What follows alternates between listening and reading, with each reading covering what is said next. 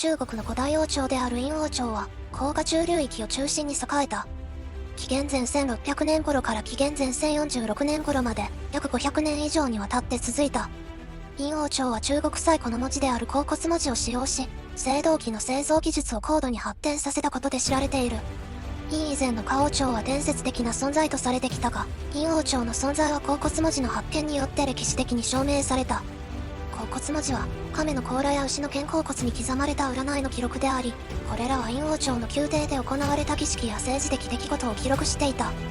殷王朝の社会は高度に階層化されており、王を頂点とする貴族社会を形成していた。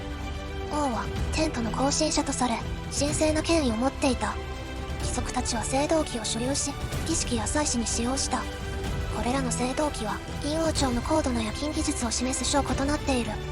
殷王朝の経済は主に農業に基づいていたが、手工業も発達していた。特に青銅器の製造は、殷王朝の繁栄を支える重要な産業だった。また、絹織物の生産も行われており、後の中国文明の基礎となる技術がすでにこの時代に確立されていた。殷王朝の宗教は、祖先崇拝と自然崇拝が中心だった。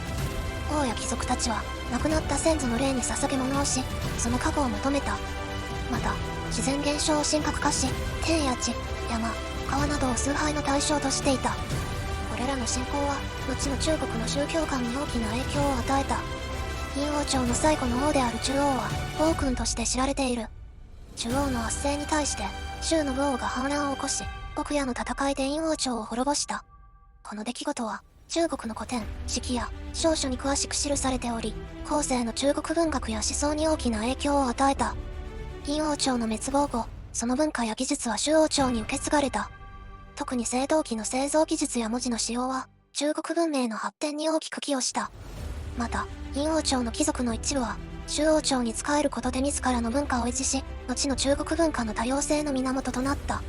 考古学的な発掘調査により、殷王朝の都市遺跡が多数発見されている。特に河南省安陽市にある殷居は、殷王朝後期の都であり、世界文化遺産に登録されている。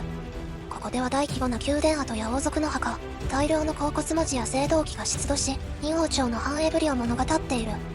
殷王朝の歴史は、中国文明の起源を理解する上で極めて重要である。その高度な青銅器文化、独自の文字体系、そして複雑な社会構造は、後の中国王朝の基礎となった。殷王朝の研究は今も続いており、新たな発見が古代中国の姿をより鮮明に描き出している。